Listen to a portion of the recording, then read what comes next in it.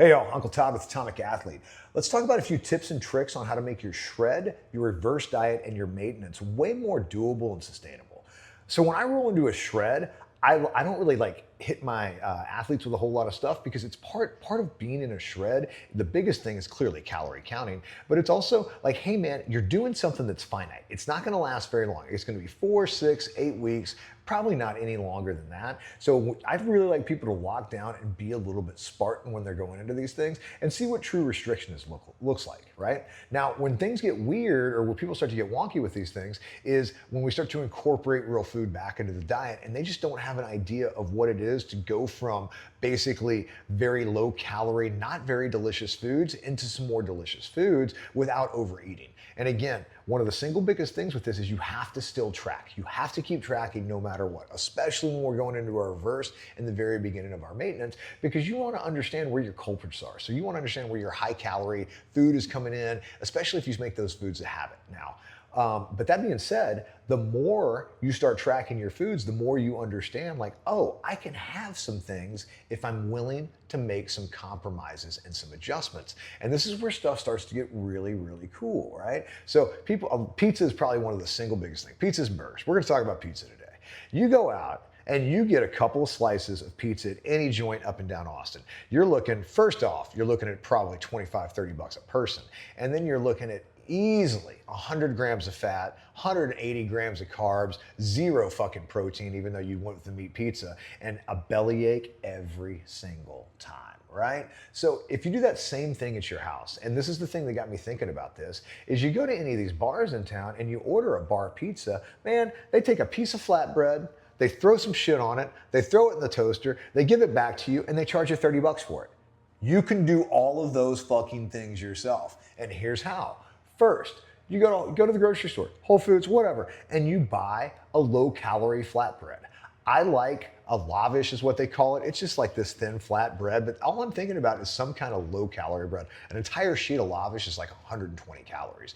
360, or Whole Foods makes a 360 organic pizza crust thing. These are like 7-inch pizzas. They're delicious, right? You can do those things as well. Outside of that, man, you just literally throw it in the broiler, get a little bit toasty. You add whatever you want. I go low-fat cheese. When I'm doing a traditional pizza, I like low-fat cheese, regular tomato sauce. I'm only putting a few tablespoons on there, just enough to get the thing wet. Same thing with the cheese. It's no more than half a cup of cheese. So if you want to go with more flavorful cheese, you can. I keep it pretty chill on this. And then from there, you're just adding whatever topping you want. So when I'm in a cut or anything like that, I try to go with something like turkey pepperoni because there's just so few calories in it comparative to regular pepperoni. When I'm in my reverse diet or my maintenance, I like to mix turkey pepperoni with regular pepperoni. Some people are like, oh, why don't you just do regular pepperoni? You can, you just can't have as much of it. And again, I prefer volume over one thing, and I kind of get that mix with that.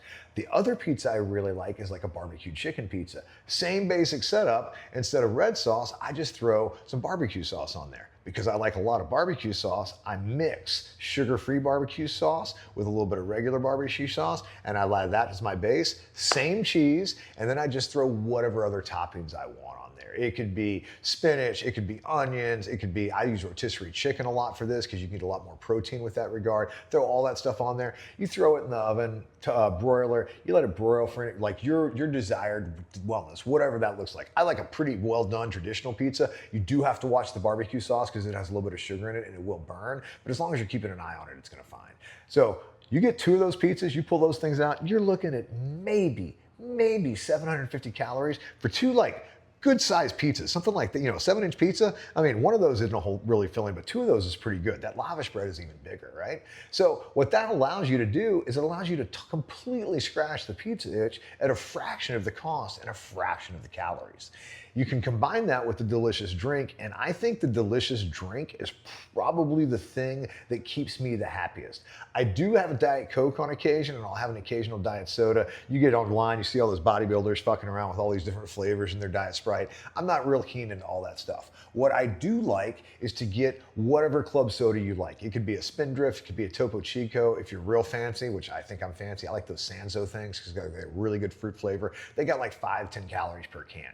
You grab one of those, you put it, I have a big Yeti cup, I pack it with ice, I put that club soda in there, and then I top it with a sugar-free lemonade. Whole Foods makes their own, Crystal Light makes one, there's all kinds, but you're just using that for flavor on top of it. And then, man, the world is your oyster. You can go any flavor club soda, you can go lemonade, you can squeeze some lemon or lime on top of it, and you have a fucking delicious drink. This is actually one of those things that got me off alcohol too, because I was just wanted something delicious. I would drink this and I wouldn't even want a beer, an adult beverage. So this is another just great thing.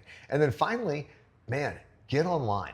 Look at cottage cheese desserts. Immediately you're like, I hate cottage cheese. Man, if you blend cottage cheese up with a little bit of synthetic sugar, a little bit of honey, you throw some eggs in there, you throw a little bit of baking powder in there, you throw that in a dish with some fruit and some semi-sweet chocolate chips, I challenge you to say you don't like fucking cottage cheese, man. It is delicious, and the best thing about it is you can eat a lot of it, and it's very, very satisfying. Satiety is the word for that, but it makes you, like, you can eat a lot of it, your tummy doesn't hurt, you feel full, and you really scratch that sweet tooth itch. So that entire meal, 2 pizzas, a giant drink, and a big old dessert, maybe 1,000 calories if you do it yourself. If you go out and you get that same meal, you're looking at probably 2,000 to 4,000 calories, depending on how you look at that. Not even comparable, man. It's not even comparing night to day. It's just 2 different things.